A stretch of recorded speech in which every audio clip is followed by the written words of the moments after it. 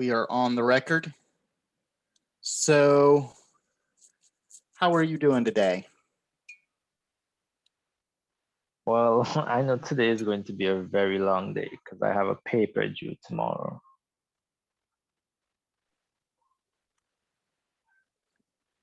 You just went silent on me. Oh, that's what I meant. I said after today is going to be a long day because I have a paper due tomorrow. Right. Well, let's blast through this as quickly as we can so you can get back to it, because the point of today is really just to sort of reinforce again, right, the idea of thinking about concepts in ways that communicate to clients, that communicate to those who aren't really very sophisticated. So the question is, how would you advise a client as to what their duty to trespassers entails? So I don't know if you've had any time to look at the uh, the tutorial question. So if you want to take a minute and gather your thoughts, that's fine.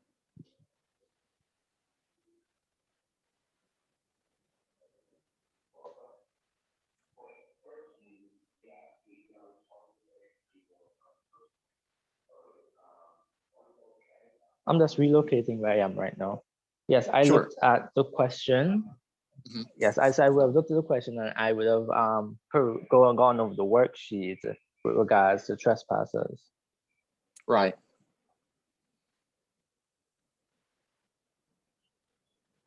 So when I was reading it, the main thing it was for me when it came to my understanding of it, I think that's the exact same way I would essentially explain it to someone else.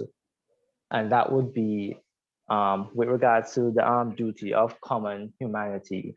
I think I would first start off by explaining that the duty of care to a trespasser is not the same as the common duty that is expected with regards to the persons that have property when it comes to occupied liability.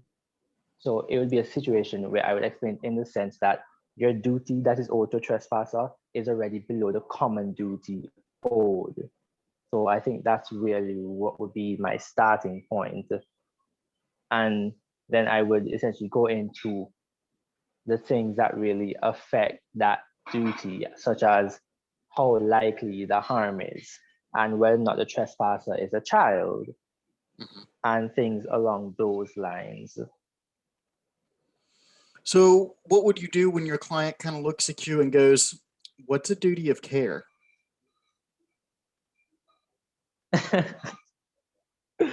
I would explain to the client that the duty of care really refers to the duty that they owe to someone that comes onto their property. Okay. So this is the point that I'm making here, is that, like, jargon is fine, but you have, because jargon serves a purpose, right? It's a precise term to serve a to explain a to denote a particular concept. But for those who are not soaked in it, you have to explain it. So, um,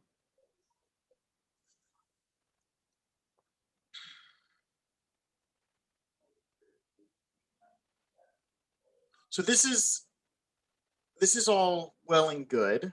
Um, but when you say, a duty of common humanity, the client's going to go, so what does that mean? What do I have to do?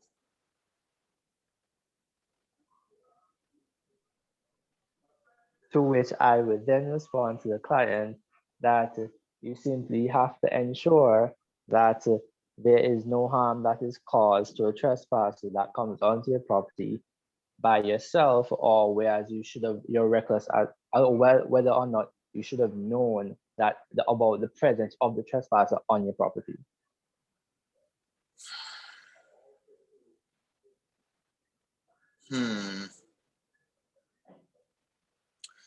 So I don't have a problem with anything that you're saying. I think that everything you've said is correct.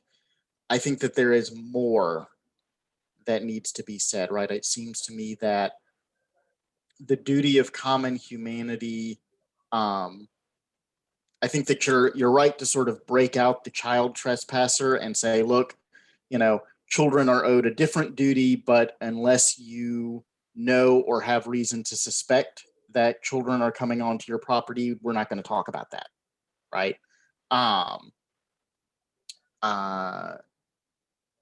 The duty of common humanity, turns on a lot of different factors. And so like one of the things that I might do if I were advising a client on this is I would actually ask them the questions that the factors ask. So like I would say, okay, have you put anything up to deter trespassers? Like, do you have a fence? Do you have guard dogs? Do you have no trespassing signs, right? Or have you done any of these things? No? Maybe you should, because if you do, that will lessen the possibility that you can be held liable because you will have taken steps to prevent trespassers from coming onto your property. Does that make sense? Right? You sort of are walking them through the test without telling them that you're walking them through the test, without like going down a rabbit hole of cases and whatnot. But you're just saying, have you done this? Yeah, so you're like just basically gathering information based on those factors. Yeah, exactly. And as you go, you're explaining why these things matter. So again, you're not referring to cases, you're not referring to you're not spending a lot of time deep in the details of doctrine. You're just saying these are the things that matter, and these are the things that you can use to shape the possibility of being held liable. Okay. Yes, so sir. What questions do you have? To be completely honest, I've been out of it for the past week. Mm-hmm. So I don't have any questions because I actually haven't read the entire worksheet on occupiers liability yet. Understandable. You've been focused on taking care of things for Professor Ventos, and certainly he is asking a lot of you. So Yes, just remember, right? And I will say this to everyone who's in this boat. 4,000 words is a cap, not a goal. So if you can, no, actually, it's 4,000 to 4,500. Yeah. So that's a minimum. Yeah, that sucks. Sorry. I'm not as much concerned about the words because I generally tend to write a lot because I have a social science and humanities background. Mm-hmm. So I tend to write a lot. My concern is more along the lines of what I'm supposed to write. I think that's what everybody has a problem with. They don't understand the assignment really. But yeah. And I don't have any guidance for you because I'm tutoring Professor Ventos's other class. So I have seen he's running a very similar assignment in admin law. Yeah, but they have it worse because their case is like twice as long. And contains a number of issues that aren't actually relevant to administrative law. There's this whole discussion in their case of a contract formation that is relevant for the disposition of the case, but doesn't have anything to do with the topics of the course. So that's certainly been a troubling thing for a lot of students in admin law, is how to address that issue that is clearly relevant but is sort of beyond the scope. So yeah, we'll see how that goes.